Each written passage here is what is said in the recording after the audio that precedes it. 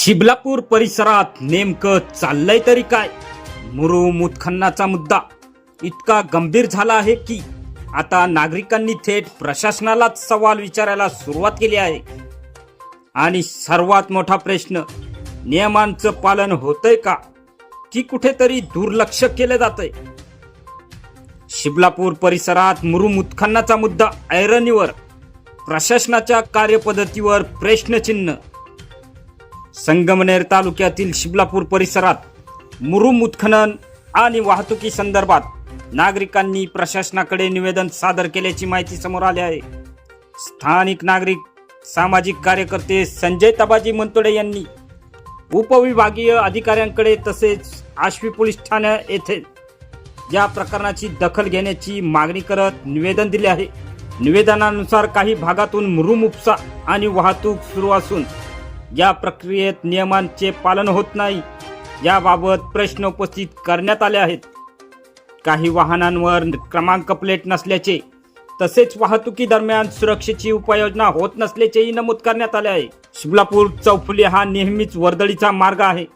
या ठिकाणी महिला, वयोवृद्ध नागरिक आणि शालेय विद्यार्थ्यांची मोठी प्रमाणावर ये-जा होत असते. अशा परिस्थितीत जर नियमांचे पालन न होता वाहतूक होत असेल तर सुरक्षिततेचा प्रश्न उपस्थित होणं स्वाभाविक आहे. मग आता प्रश्न असा, या सर्व प्रकरणाची सखोल चौकशी होणार का? संबंधित विभाग याकडे गांभीर्याने लक्ष देणार का? आणि सर्वात महत्त्वाचं, नागरिकांच्या सुरक्षेची जबाबदारी नेमकी कोणाची? याबाबत बोलताना संजय मंतोडे यांनी सांगितले की परिस्थिती लक्षात घेता प्रशासनाने तातडीने तपासणी करून आवश्यक ती कारवाई करावी, ही आमची मागणी आहे. नागरिकांच्या सुरक्षेला प्राधान्य दिले जावे. दरम्यान संबंधित विषयाकडे वेळेत लक्ष दिले नाही तर पुढील टप्प्यात ग्रामस्थांकडून आंदोलनाचा मार्ग स्वीकारला जाऊ शकतो, अशी माहिती पुढे येत आहे. शिबलापूर परिसरात हा मुद्दा आता केवळ स्थानिक राहिलेला नाही, तर तो प्रशासनाच्या कार्यपद्धतीवर थेट प्रश्नचिन्ह निर्माण करणारा ठरत आहे. या प्रकरणावर तुमचं मत काय आहे? प्रशासनाने तातडीने कारवाई करावी का? कमेंटमध्ये नक्की सांगा. आणि अशाच अपडेटसाठी आमच्या चॅनलला सबस्क्राईब करा.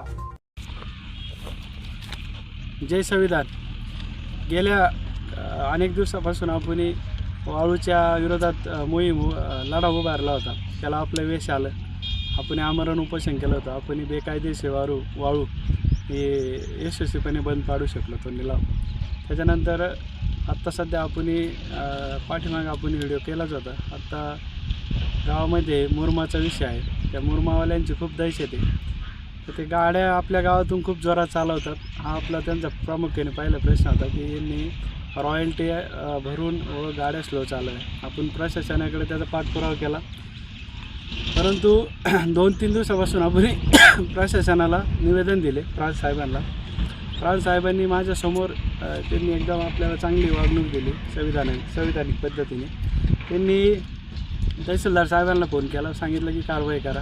त्याच्यानंतर काल त्यांनी इथल्या स्थानिक प्रशासनाला हाताशी धरून काल माळेवाडी मार्गे, पानोडी मार्गे, शडगाव मार्गे गाड्या चालू होत्या.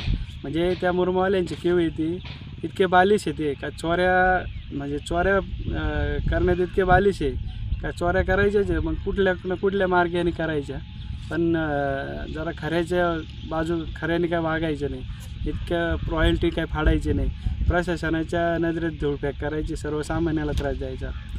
तर आज आम्ही तहसीलदार साहेबांकडे गेलो होतो. त्यांना एक निवेदन दिलं आणि मला एक प्रामुख्याने सांगायचं की ह्या ज्या लढायला आपल्याला सर्व पत्रकार बंधूंनी जी मदत केली आणि जे संविधानिक पद्धतीने त्यांनी आपली सत्याची बाजू मांडली, तर मी त्यांचे सर्वांचे मनापासून आभार मानतो.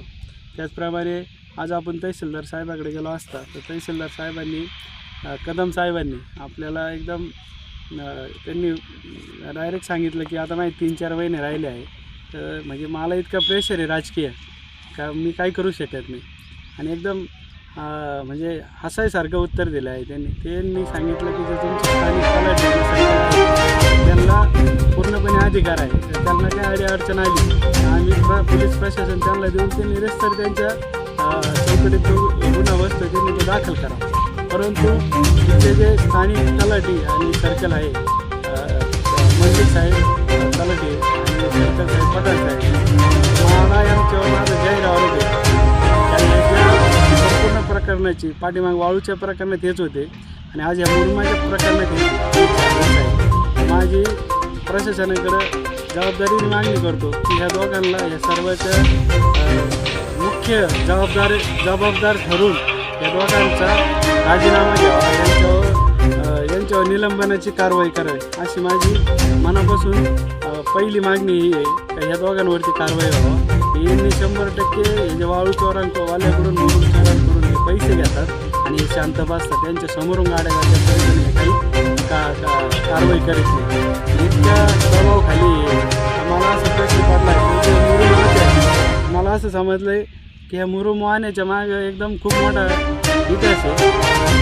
तर यांचे जे मुरुम वाहत आहे तर यांनी यांच्या गावातून वाहत आहे. तर इथं मला समजलं आहे की तिथून वाहत आहे, ज्या जागेवरून वाहत आहे ती जागा ही सरकारची आहे आणि तिथं जो गट क्रमांक आहे तर मी का असं कुठल्याही पद्धतीने आरोप करत नाही, चुकीच्या पद्धतीने आपण रिस्तर कागदाच्या आधारे आरोप करतो. तर तिथं भुगोटा वर्ग 2 म्हणजे सरकारी जागेतून ते मुरुम वाहतात आणि ती जागा मंदिराच्या नावावरती आहे. गट क्रमांक 13मधून आणि खाते क्रमांक 64 असे ती खंडोबाचं देवस्थान आहे मालुंजे इथले. तर तिथून ते दिवसा म्हणजे पूर्णपणे रॉयल्टीनं भरताना का शासनाची परवानगी घेतात दिवस रात्र ते मुरुम चोरते आणि त्याचा मी फोटो पण तुम्हाला दाखवतो. ह्या ठिकाणून ते मुरुम चोरते. वरती मंदिर आहे आणि पानुडी आणि मालुंजा रस्ता आहे. इतके कागदपत्र आपण दाखवले असता प्रशासनाला तरी पण त्यांच्याकडे उत्तर नाही. याचा अर्थ असा होतो आहे पूर्णपणे हे पार एकदा शेंबड्या पोराला माहिती आहे प्रत्येक ठिकाणी का हे पूर्ण ही जी सिस्टीम आहे आणि तो जे मुरुम चोरणाऱ्या पाठीमागे कोण आहे हे सगळे जग जाहीर माहिती आहे, पण बोलायला कोण तयार नाही. पण आम्ही संविधानाला धरून त्या पद्धतीने बोलतो. आपण काही एडेवाकडे आरोप करत नाही आणि माझ्या गावाच्यावर अन्याय होतो म्हणून आपण ते बोलतो आहे. यांचे जे सगळं काही करत आहे हे जे राजकीय दबाव यांना तर सगळ्या जग जाहीर आहे, हे सगळे त्यांच्या आका आणि ते प्रशासन यांना हाताशी धरून हे करतात. राहिला प्रश्न जे करते आहे तुम्ही, जे तुमच्या गावात करते इतकी प्रचंड दहशत आहे, तुमचे वाळूचे धंदे तुमचेच, मुरमाचे तुमचेच, देशी दारूचे तुमचेच आणि जे तुम्ही तुमच्या गावावर अन्याय करताय त्या गोरगरीब जनतेवर, सर्वसामान्य नागरिकावर, ते काय आम्ही शिबलापूरमध्ये खपून घेणार नाही. त्याच्यामुळं तुम्हाला जर काय करायचं असेल तर नियमाप्रमाणे करा, एवढंच आमचं म्हणणं आहे. आणि जे तुमचे कोणी आका आहे किंवा हे जिल्ह्याचे काय असतील कोणी आणि तुम्ही याच्यामध्ये त्यांचं नाव वापरून किंवा प्रशासनाला धरून हे करताय तर शेवटी आमच्याकडे संविधानिक पद्धतीने आम्ही लवकरात लवकर उत्तर देऊ आणि हा लढा असाच चालू ठेवू. जय भीम, जय संविधान.